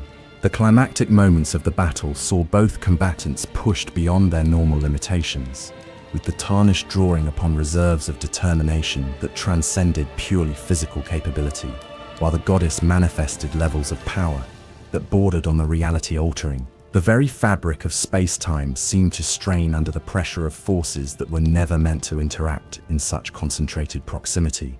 Victory, when it finally came, was achieved through a combination of skill, persistence, and a profound act of mercy that transcended the brutal necessities of combat. In the final moments before delivering the killing blow, the Tarnished hesitated, seeing in the goddess's dying form a glimpse of the noble warrior she had once been. This moment of compassion, while seemingly naive in the face of cosmic horror, somehow resonated with whatever fragments of Malenia's original consciousness remained trapped within the alien intelligence. The death of the goddess of Rot marked the end of an era of suffering that had begun with Miquella's kidnapping and Malenia's desperate quest for revenge. Yet even in victory, the Tarnished understood that they had not truly saved the legendary warrior, but simply ended her torment and prevented the spread of corruption that would have eventually consumed all life in the lands between. The aftermath of the battle left the Haligtree's ruins eerily quiet, as if the entire structure was finally able to rest after years of struggling against the corruption that had infected its heart. The diseased growths that had spread throughout the sanctuary began to wither and die without their divine source, though the damage they had inflicted would persist for generations to come. Among the debris and decay, the Tarnished discovered fragments of Miquella's original research into unalloyed gold, preserved by some miracle against the corruption that had consumed everything else. These documents revealed the full scope of the kidnapped god's original vision for healing the world's ailments, serving as a bitter reminder of what might have been achieved if his transformation had been allowed to proceed naturally. Chapter 10. The Shadow of Godhood. The path that led from the dying Haligtree to the revelation of Miquella's true fate took the Tarnished through landscapes transformed by divine madness and cosmic interference. The influence of the ascended god could be felt throughout regions that had once been battlegrounds, where former enemies now worked together in perfect harmony to advance purposes they could no longer question or fully understand. These transformed territories presented the Tarnished with moral challenges more complex than any physical obstacle they had previously encountered. The people living under Miquella's influence were genuinely happy and at peace, free from the suffering and conflict that had plagued them for generations. Yet their contentment had been purchased at the cost of everything that made them truly human: leaving them as perfect but hollow echoes of their former selves. The approach to Mohg Palace required navigating through realms where reality itself had been reshaped by the collision of multiple divine influences. The blood magic that had once defined the underground sanctuary now existed in uneasy harmony with the golden light of Miquella's presence, creating environments that were simultaneously beautiful and deeply unsettling.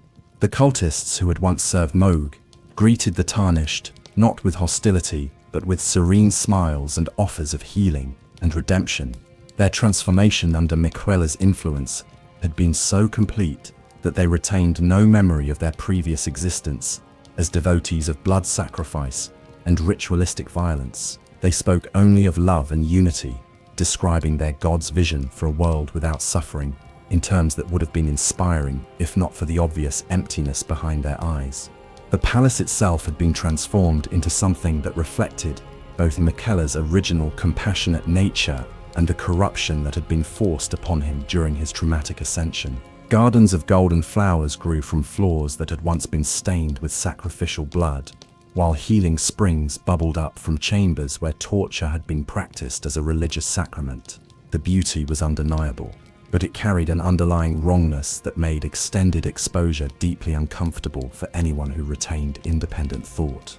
The journey through the palace's transformed halls provided glimpses of the process by which Miquella had reshaped his inherited domain, according to his corrupted understanding of mercy and love. Former torture chambers had been converted into meditation spaces, where beings could surrender their individual will to the greater harmony of divine purpose. Altars that had once been used for blood sacrifice now served as focal points for rituals that granted perfect peace through the elimination of personal desire and ambition. The few individuals who had retained enough independence to resist Miquella's influence existed in hidden spaces throughout the palace, living in constant fear of discovery while struggling to maintain their sanity in an environment where everyone else had embraced what they could only perceive as a form of spiritual death. These survivors provided the Tarnished with crucial intelligence about the god's current state and the forces that had shaped his transformation. From these resistance fighters, the Tarnished learned the full scope of the tragedy that had befallen the kindest of all demigods. Miquella's consciousness had been fundamentally altered by the trauma of forced ascension, leaving him convinced that love and mercy required the elimination of individual choice and the imposition of universal harmony through divine will. His genuine desire to end suffering had been perverted into a compulsion to eliminate all sources of conflict, even if that required the destruction of everything that made life meaningful. The revelation that Miquella himself was both victim and perpetrator of the horrors occurring in his domain created moral complexities that defied easy resolution. The god was undeniably responsible for the violation of free will that characterized his rule, yet he was also clearly a victim of forces that had manipulated his transformation for their own cosmic purposes. Determining appropriate justice in such circumstances challenged every assumption about responsibility and redemption that the Tarnished had developed during their journey through the lands between. The final approach to Miquella's throne room was marked by increasingly intense exposure to divine presence that tested the Tarnished mental fortitude to its absolute limits. The god's power to compel love and devotion operated below the threshold of conscious awareness, requiring constant vigilance to maintain independent thought in the face of influence that felt as natural and welcome as breathing. The chamber where Miquella held court was a study in contradictions that perfectly encapsulated the tragedy of his corrupted ascension. The throne itself was carved from wood taken from the original Haligtree, symbolizing continuity with his noble intentions, yet it was surrounded by kneeling figures whose perfect submission demonstrated the price of the peace he had achieved. Golden light filled every corner of the space, creating an atmosphere of warmth and safety that would have been comforting if not for the complete absence of genuine emotion in the faces of those present. The god himself appeared much as he had during his mortal existence, his eternally youthful features unmarked by the suffering he had endured or the corruption that had transformed his nature. Only his eyes revealed the full extent of the changes that had occurred within his consciousness. Where once they had held gentle warmth and understanding, they now displayed a kind of infinite patience that was simultaneously loving and utterly alien. The conversation that took place between the tarnished and the ascended Miquella revealed the depth of the philosophical chasm that separated their worldviews. The god spoke eloquently of his vision for universal harmony, describing with genuine passion the peace and contentment that could be achieved if all beings would simply accept his guidance and surrender their capacity for independent choice. His arguments were logical and compelling, supported by evidence of the happiness and prosperity that characterized his domain. Yet beneath the surface persuasion lay assumptions about the nature of love and freedom that the tarnished found fundamentally incompatible with human dignity. Miquella's definition of compassion required the elimination of all sources of conflict and suffering, even if that meant destroying the capacity for growth, change, and genuine choice that made existence meaningful. His love was absolute and overwhelming, but it was also possessive and controlling in ways that reduced its recipients to extensions of his divine will. The debate between them touched on fundamental questions about the nature of suffering and its role in meaningful existence. Miquella argued that pain served no constructive purpose and should be eliminated wherever possible, while the tarnished contended that struggle and loss were essential components of growth, and that peace purchased through the surrender of agency was indistinguishable from death. These philosophical differences might have remained purely academic, if not for Miquella's intention to extend his influence throughout the entire lands, between and eventually beyond. The god's plan for universal salvation required the systematic elimination of all sources of conflict and independent thought, beginning with those who possessed sufficient power to resist his influence, and spreading outward until every sentient being existed in perfect harmony under his benevolent rule.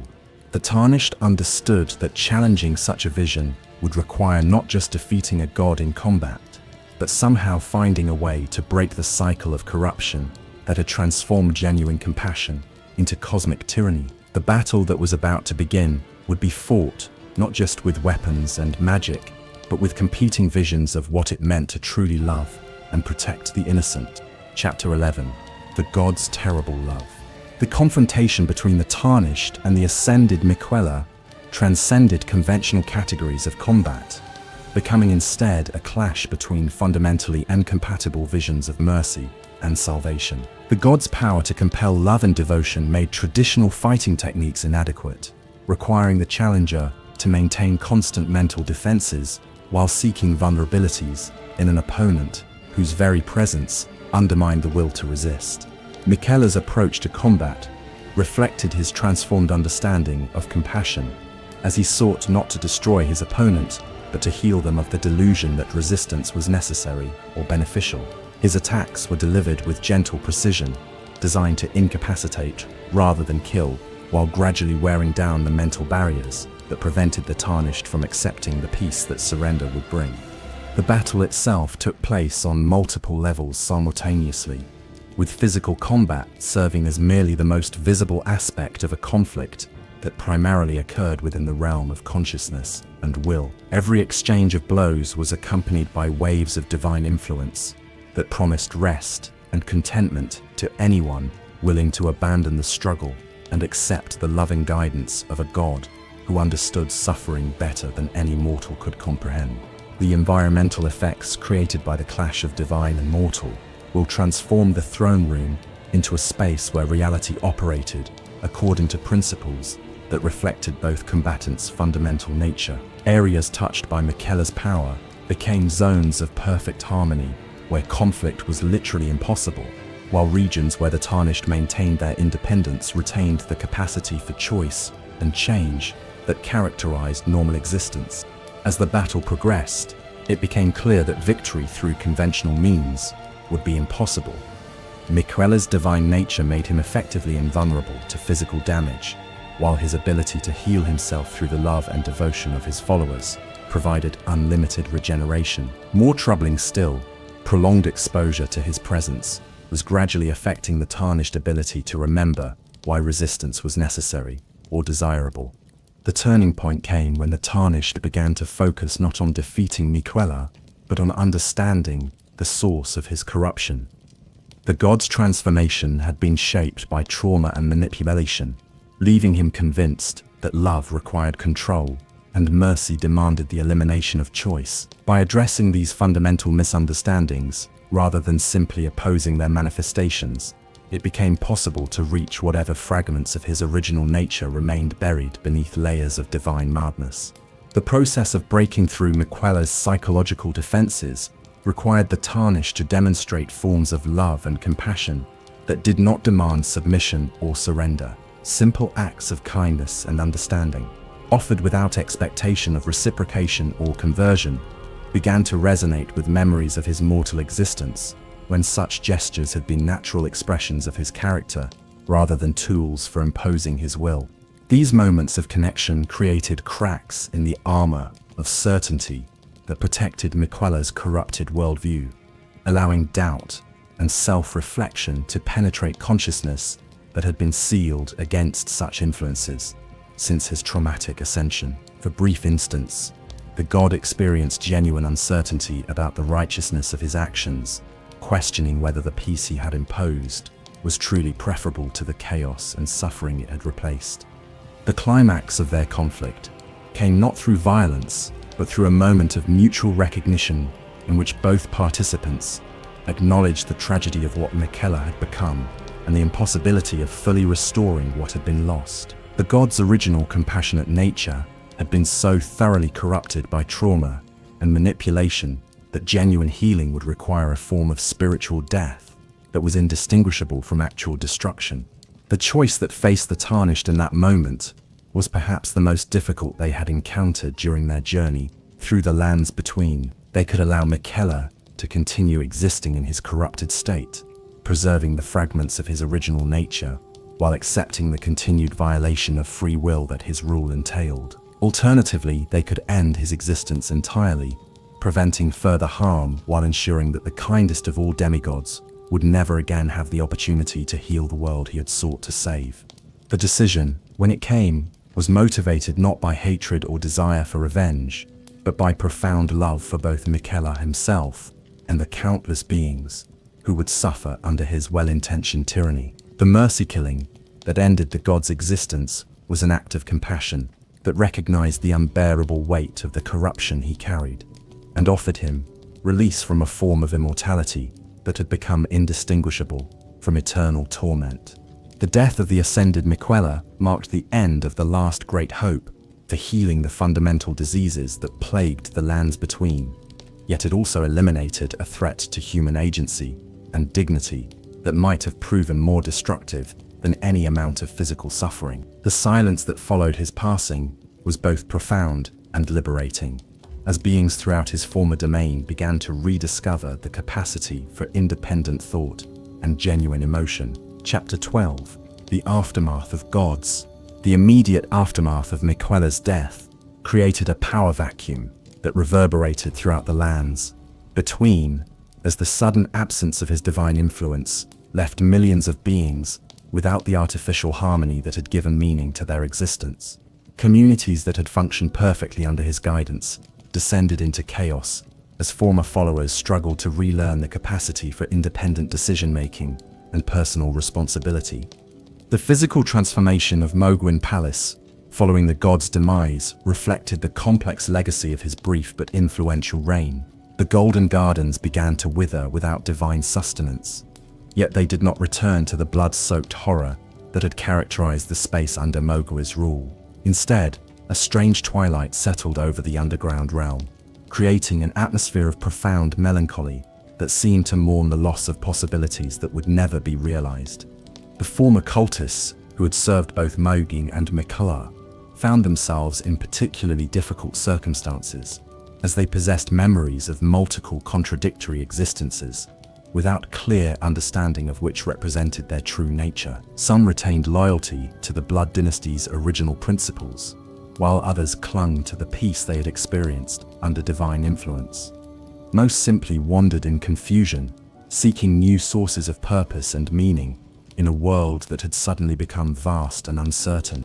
The survivors who had resisted Miquella's influence throughout his reign experienced their own form of trauma as they emerged from hiding to find themselves responsible for helping rebuild communities that had forgotten how to function without divine guidance. The skills and knowledge necessary for basic survival had been preserved in only a few individuals, creating enormous burdens for those who had maintained their independence at great personal cost. The broader political implications of the god's death extended far beyond his immediate domain, as various factions throughout the lands between scrambled to understand how this development might affect their own positions and ambitions. The elimination of Miquella removed one potential candidate for universal rulership, while demonstrating that even corrupted gods could be defeated by sufficiently determined mortals. The tarnished, who had achieved this impossible victory, found themselves facing new responsibilities and challenges that transcended anything they had previously encountered. The knowledge and experience gained through their confrontations with corrupted divinity positioned them as uniquely qualified to address the various forms of supernatural corruption that still plagued the realm. Yet their methods had proven that some problems could only be solved through tragic choices that offered no truly satisfactory resolution. The question of what should be done with the remnants of Miquella's research and innovations became a source of significant debate among the various groups seeking to rebuild civilization in the wake of divine collapse. The unalloyed gold techniques that he had developed retained their effectiveness for treating supernatural afflictions, yet their creation required knowledge that was intimately connected to the philosophical frameworks that had enabled his corruption. The Haligtree itself, though dying and corrupted, still contained seeds and genetic material that could potentially be used to grow new world trees according to different principles. The possibility of learning from Miquella's mistakes while preserving his beneficial innovations offered hope for future healing. Yet it also carried risks that poorly understood techniques might reproduce the same tragic outcomes that had characterized his transformation. The Albonorics, who had served as the most loyal followers of Miquella's original vision, found themselves in a unique position to preserve and transmit the positive aspects of his legacy, while working to prevent the repetition of his errors. Their artificial nature provided some protection against the forms of corruption that had proven most dangerous to natural beings, making them ideal guardians for knowledge that was both precious and potentially hazardous. The establishment of new communities around modified versions of Miquella's principles required careful attention to maintaining individual agency while still promoting cooperation and mutual aid. The challenge lay in distinguishing between genuine compassion that respected the dignity and autonomy of its recipients, and the possessive love that sought to eliminate all sources of potential conflict or suffering. Educational institutions that emerged from the ruins of the various divine conflicts began to incorporate hard-won wisdom about the dangers of unchecked idealism and the importance of maintaining balance between competing values. The stories of Miquella's transformation served as cautionary tales about the seductive nature of absolute solutions to complex problems, while also celebrating the genuine compassion that had motivated his original efforts.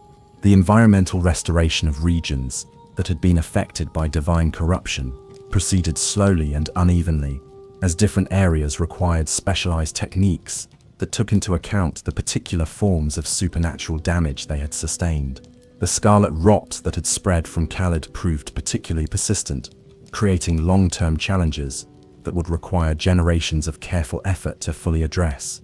The merchants who had survived the various conflicts began to re-establish trade networks that connected the scattered communities, emerging from divine collapse, carrying not just goods and materials but also stories and knowledge that helped isolated groups understand their place in the larger pattern of recovery and rebuilding. Their traditional songs evolved to incorporate new verses that commemorated the tragic heroes whose sacrifice had made renewal possible. The question of how to memorialize Miquella himself proved contentious, as different groups held conflicting views about whether he should be remembered primarily as a saint whose compassion had been corrupted, or as a tyrant whose good intentions had justified terrible violations of human dignity. The complexity of his legacy resisted simple categorization, requiring nuanced approaches to historical preservation that could acknowledge both his virtues and his crimes. Chapter 13: The Saint's True Legacy. In the years that followed Miquella's death, scholars and historians began the complex task of separating the genuine innovations and insights he had achieved during his mortal existence from the corruption that had characterized his brief reign as a god. This process revealed the full scope of what had been lost when his natural development was interrupted by trauma and manipulation, while also preserving the beneficial knowledge that could still serve to heal the ongoing wounds of the lands between. The medical techniques that Miquella had developed for treating supernatural afflictions proved to be his most enduring positive contribution to the world's recovery. The unalloyed gold needles, when properly understood and carefully manufactured, continued to provide effective treatment for various forms of outer god corruption, without requiring the philosophical frameworks that had enabled his own transformation into a vehicle for cosmic tyranny. The agricultural innovations that had flourished around the original Haligtree were gradually adapted for use in other regions, though always with careful attention to maintaining the natural cycles and diversity that Miquella's divine influence had eliminated. The techniques for enhancing soil fertility and plant resistance to disease proved particularly valuable in areas still recovering from the various conflicts and disasters that had marked the shattering. The social principles that had governed the early Haligtree community were studied and refined by groups seeking to build more just and compassionate societies without sacrificing individual freedom and dignity. The challenge lay in identifying which aspects of Miquella's original vision had been genuinely beneficial and which had contained the seeds of the authoritarianism that would eventually consume his divine consciousness. The libraries and schools that preserved Miquella's pre-corruption writings became centers of learning that attracted scholars from throughout the recovering realm. These institutions worked to transmit not just his technical knowledge, but also the spirit of inquiry and compassion that had motivated his research, while maintaining critical awareness of how such virtues could be perverted by trauma and manipulation. The relationship between knowledge and wisdom became a central focus of educational philosophy in the post-divine era, as educators sought to ensure that future generations would possess not just technical capabilities, but also the emotional and moral development necessary to use such knowledge responsibly. The story of Miquella's transformation served as a powerful reminder that intelligence and compassion alone were insufficient protection against corruption. The therapeutic approaches that emerged from studying Miquella's healing methods emphasized the importance of respecting patient autonomy and maintaining clear boundaries between helper and recipient. The recognition that even the most benevolent interventions could become forms of violation if imposed without genuine consent fundamentally changed how medical and psychological treatment were practiced throughout the realm. The architectural principles that had guided construction around the Haligtree were adapted for use in rebuilding communities, destroyed during the various conflicts, though always with modifications that prevented the creation of spaces where individual thought and expression could be easily suppressed. The integration of natural and artificial elements continued to influence design, but with greater attention to maintaining diversity and allowing for organic change over time. The artistic traditions that had flourished in Miquella's sanctuary were preserved and transmitted by surviving members of the community, though the themes and approaches evolved to reflect the complex lessons learned through witnessing his transformation. The beauty and harmony that had characterized Haligtree art was tempered by recognition of the dangers inherent in perfection and the value of productive tension and creative conflict. The ecological restoration techniques that Miquella had pioneered were refined through collaboration between his surviving followers and experts from other traditions, creating more robust approaches that could heal damaged environments without imposing the artificial uniformity that had characterized his divine influence. The goal became supporting natural resilience rather than eliminating all sources of potential disturbance. The economic principles that had governed resource distribution in the Haligtree community were studied by groups seeking to reduce inequality and suffering without destroying the incentives for innovation and personal growth that made dynamic societies possible. The challenge lay in distinguishing between genuine cooperation and the forced harmony that had characterized Miquella's divine rule. The spiritual practices that had emerged around the original Haligtree were adapted by various religious and philosophical movements seeking to cultivate compassion and wisdom. without surrendering critical thinking or individual responsibility. These traditions emphasize the importance of maintaining healthy skepticism even toward one's own highest ideals and most cherished beliefs. The diplomatic techniques that Miquella had employed to bring together diverse groups during his mortal existence were studied and refined by negotiators, working to resolve conflicts between the various factions that continued to compete for influence in the post-shattering era. His example demonstrated both the power of genuine empathy in bridging differences and the dangers of expecting others to conform to one's own vision of harmony. The preservation of Miquella's legacy required constant vigilance against the tendency to either demonize him completely due to his ultimate corruption or to romanticize his memory in ways that ignored the genuine harm he had caused. The nuanced understanding that emerged from this process recognized him as a fundamentally tragic figure whose greatest virtues had been turned against him by forces beyond his control. Chapter 14, Reflections on Innocence. The story of Miquella's transformation from beloved saint to corrupted god serves as perhaps the most profound meditation on the nature of compassion and power to emerge from the tragic events that reshaped the lands between. His journey illuminates the complex relationships between good intentions and harmful outcomes, between love and control, between healing and violation that characterize so many attempts to improve the world through the application of superior knowledge or divine authority. The fundamental tragedy of Miquella's existence lay not in any moral failing on his part, but in the collision between his genuine desire to heal suffering and the cosmic forces that sought to exploit such noble intentions for their own alien purposes.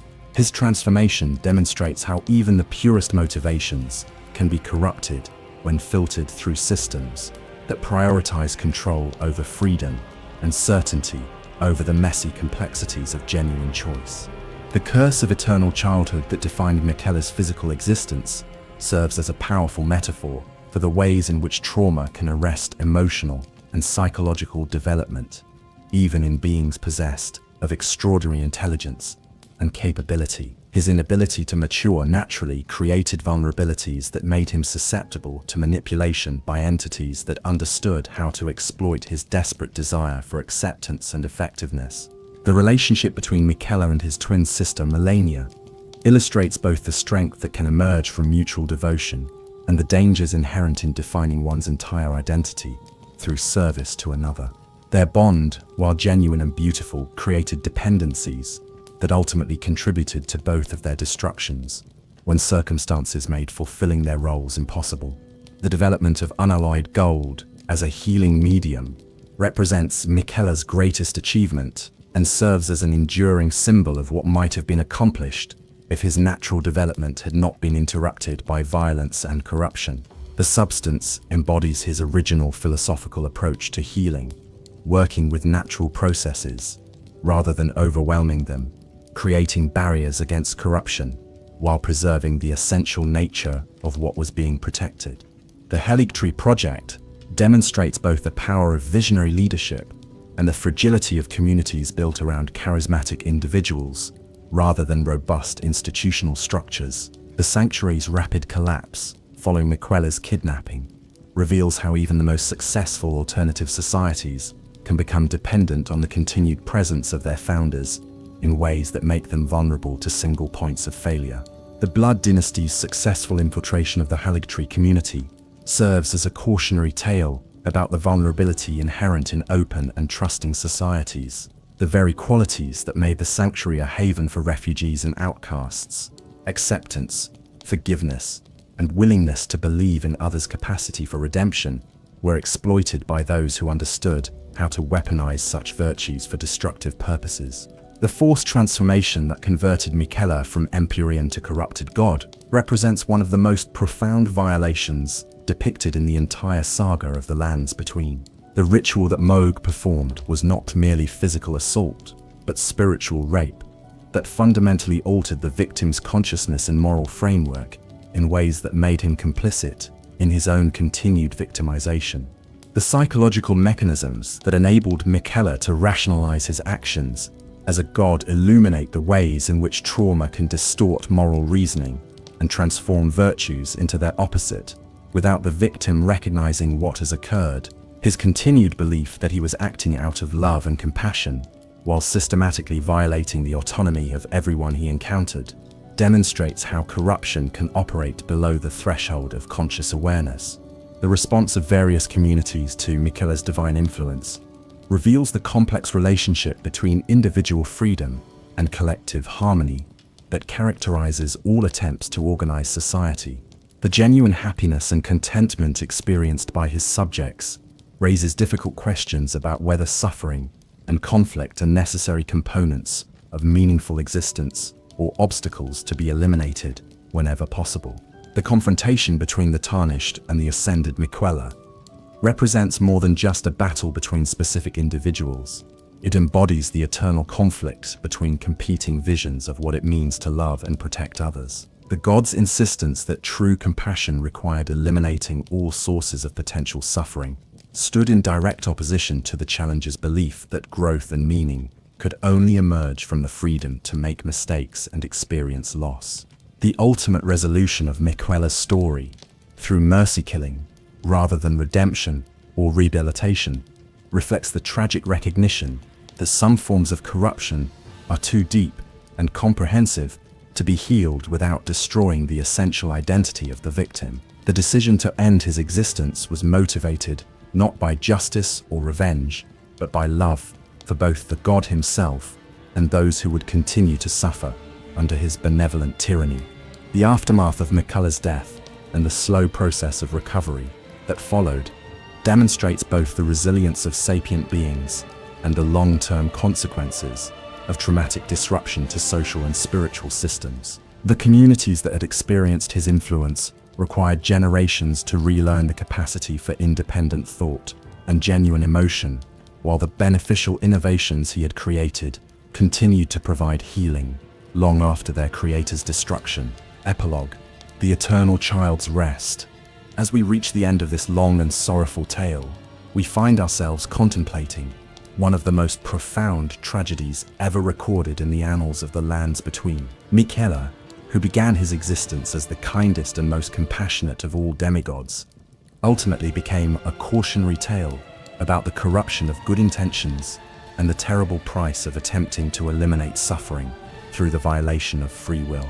His story serves as a mirror that reflects our own struggles with the balance between helping others and respecting their autonomy, between pursuing noble goals and accepting the limitations that preserve our humanity. The eternal child who dreamed of healing the world's wounds became a god whose love was so possessive and overwhelming that it transformed into a form of spiritual death for all who experienced it. Yet, even in tragedy, Miquella's legacy continues to offer hope and guidance for those who would follow in his footsteps. His innovations in healing and agriculture, his insights into the nature of corruption and its treatment, his vision of communities built on mutual aid rather than domination, all of these contributions remain available to those wise enough to learn from both his successes and his failures. The unalloyed gold needles that he created continue to provide relief for those afflicted with supernatural corruption, standing as monuments to the power of genuine compassion properly applied.